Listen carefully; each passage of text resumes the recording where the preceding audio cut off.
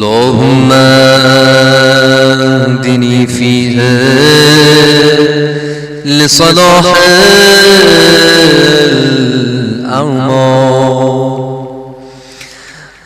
واقضني فيها الحوائج والآمال يا من لا يحتاج إلى التفسير والسؤال يا عالما بما في صدور العالمين صل على محمد وآله الطاهرين. اے معبود، آج کے دن مجھے نیک عمل بجا لانے کی ہدایت دے اور اس میں میری حاجتیں اور خواہشیں پوری فرما. اے وہ جو ان کا سوال کرنے اور ان کی تشریح کا محتاج نہیں، اے ان باتوں کے جاننے والے جو اہل علم کے سینوں میں ہیں، رحمت نازل فرما محمد اور ان کی پاکیزہ آل پر. اعوذ باللہ من الشیطان الرجیم. بسم اللہ الرحمن الرحیم.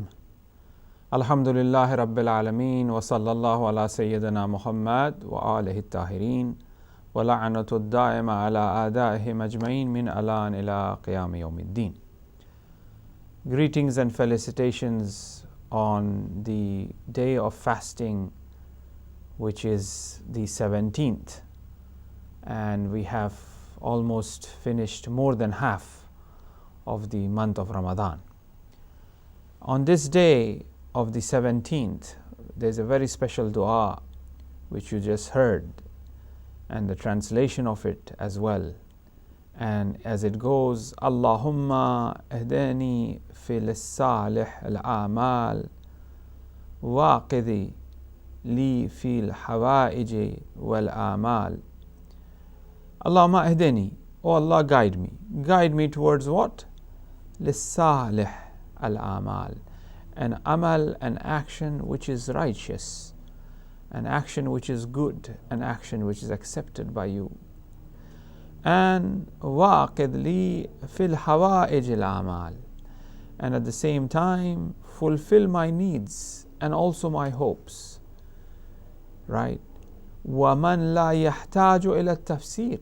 Allah is the one who does not require any explanation, any tafsir for the desires that we want. For example, if I like something, I go to someone who is capable of giving me, they will ask me to write a letter. What is the purpose of it? Why do you want it? I have to explain to my seniors and elders, this is the reason I want it. But Allah is the one who la yahtaju ila tafsir. He does not need any tafsir. He is so kind, He is so caring that you just go and tell Him, Allah, I want this, please. You don't give the whole list of explanation. Why do you want that? Right? Because Allah does not need any tafsir. Number one, it points out to the mercy of Allah subhanahu wa ta'ala that He is so kind that He does not need any explanation. You like something, you ask Him and Allah will give you. Or the other is that Allah does not need any tafsir. Allah knows what is in your heart. And that's what it says. Right? Ya man la yahtaju ila tafsir was su'al. Su'al means seeking or asking or questioning. We don't ask for each and everything from Allah, but Allah provides us. Every morning when I wake up, I don't ask, oh Allah, allow me to see. I open my eyes, I see. Oh Allah, I want to walk. I don't ask Allah subhanahu wa ta'ala. I don't question Allah subhanahu wa ta'ala for these things. It is something that God provides automatically, right? Ya aliman bima fi sudur al-alamin. He is alim bima fi sudur, what is in the hearts of the alameen, of all of the creation, of all of the worlds. What is in their heart, God is fully aware of it. God knows its explanation. God knows its detail the intricacies that involve in it, God knows what the sawalat or the questions are. Salli ala Muhammadin wa alihi tahirin. And then we send blessings upon Ahl Bayt alayhimus salam. Now, Allahumma hada'ni fi lissalih al-a'mal. Now we are asking for amal salih. In this dua there are two things we are asking. One is we are asking amal salih. The other thing we are asking is the fulfillment of our desires, of our hajat. These are the two things we are asking.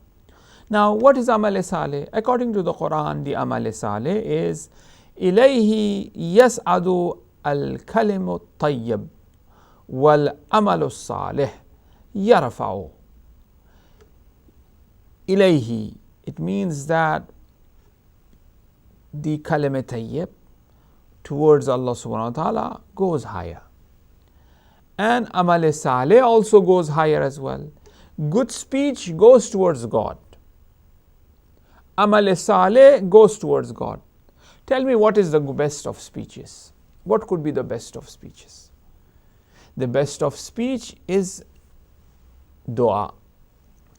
The best of speech is speaking to God. When you speak to someone who is, valuable, who is famous, who is great, who is honorable, you will have the best of speech and the way you will speak.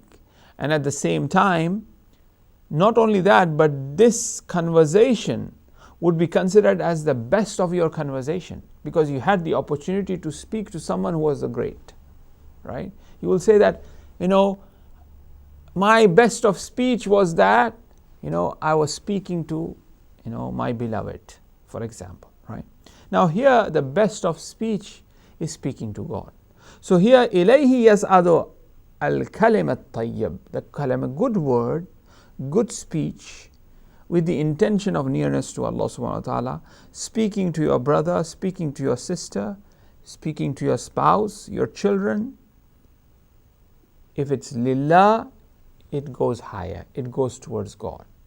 No doubt, our prayers and our du'as goes higher. Obviously, angels come and they take our du'as towards God, right? That is the falsafa of, shaking hands or wiping the hands over the face. The hikmat behind it, Ayatollah Jawad Amali mentions that when you do dua and then after you dua, you wipe your face and your body, your hands. Why do you do that? What is the hikmat? They say the hikmat, the wisdom behind this is that the malaike, the angels, they take your dua from your hand. So the wings, so the malaike have touched you. As the malaike have touched you, you touch yourself with that blessing and that barakah. Dua, prayers, yes, ilayhi, it goes towards Allah subhanahu wa ta'ala.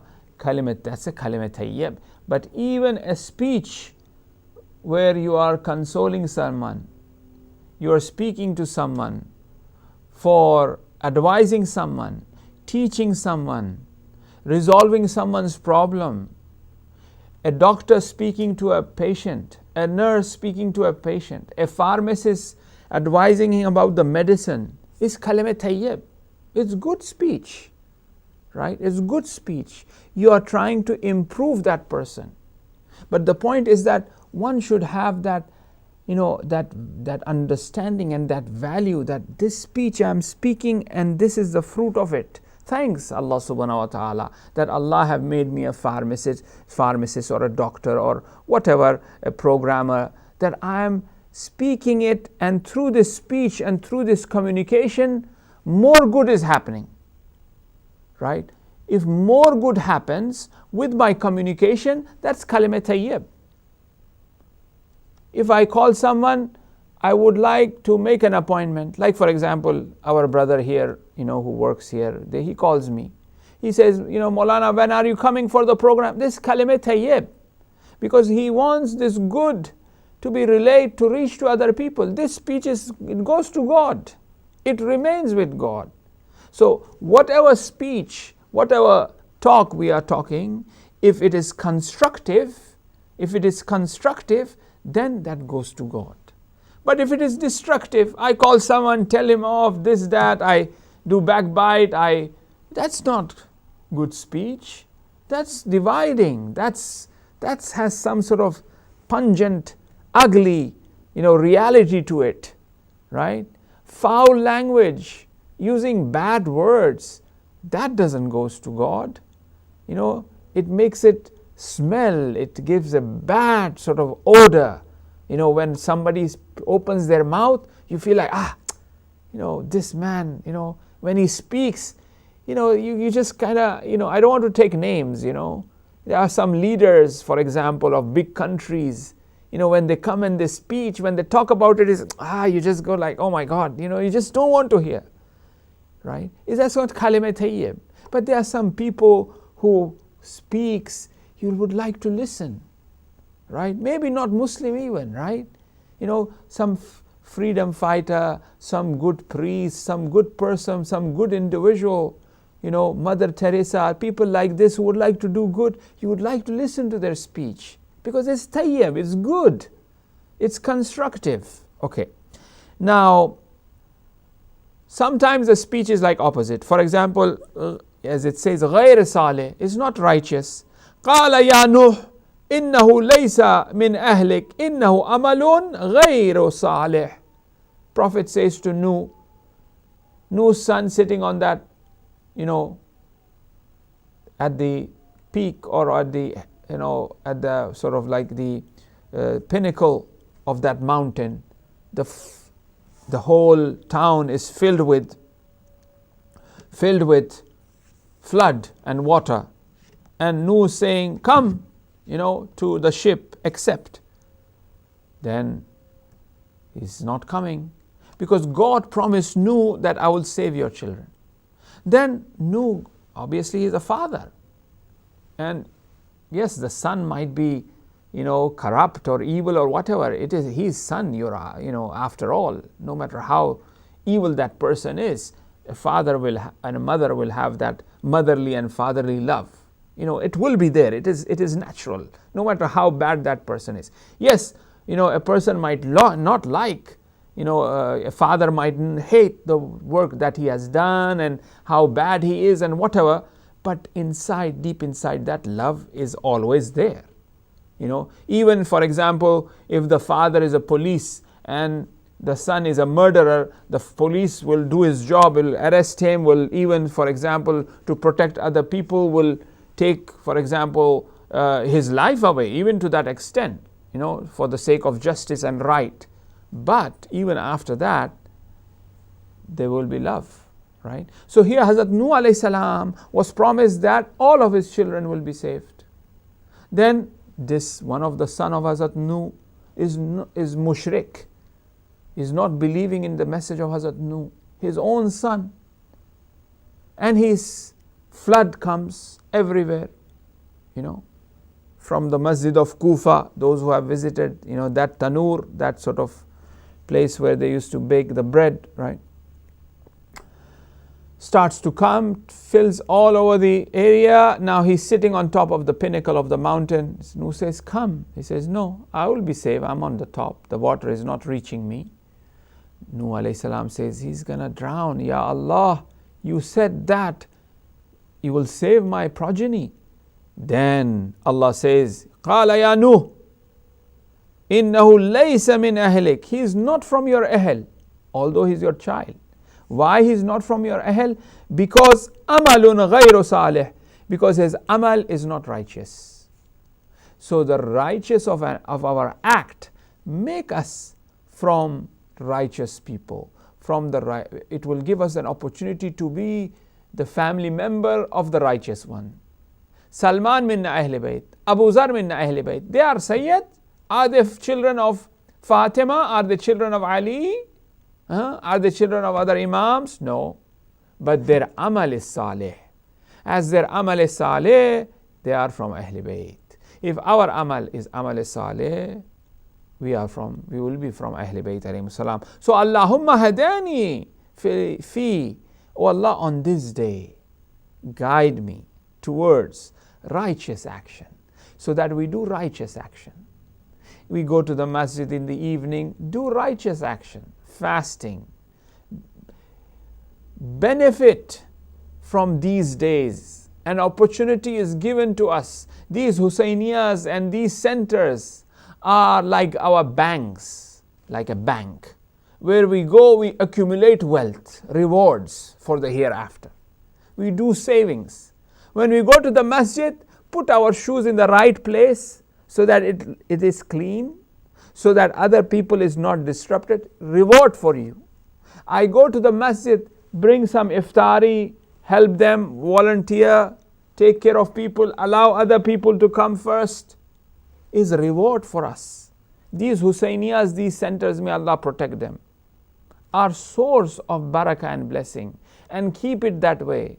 Don't make ikhtilaf, don't fight with each other in these places. Respect, honor that place, that sacred place which provides you with knowledge, with teachings of Ahlul Bayt alayhimus salam. Do not contaminate with bad words, with kalime tayyib, make it go higher, right? So here, amal saleh is very important, and we ask Allah subhanahu wa ta'ala on this day that He provides us with amal saleh. These are the two things. And then we also hope from Allah subhanahu wa ta'ala that Allah really, provides us with, what we are hoping, what we really, want in terms fulfillment of my needs and hope. Allah fulfill all your needs and hope in this great month and on this great day. Now, it is very important to have hope in Allah subhanahu wa ta'ala. Umeed is very important. And one should have, good hopes, husn zan with mu'mineen, with God, with friends, always be positive, right? And long hopes is something not allowed. That, inshallah, yes, inshallah, when you say it's good, but sometimes inshallah is just on the tongue, on the lips, but in reality, in the sense that, I will, for example, do this and that and the other, with forgetting Allah subhanahu wa ta'ala in it, with forgetting the akhirah in it. So that is something that, very, very, very important. Because if you have tulul amal, amma tulul amal fayunsil akhirah. Beware of tulul amal, long hope. Beware of that. Why? Because fayunsi, nisyan, forget, negligence. You will forget what? You will forget the akhirah, right? So you will forget the akhirah.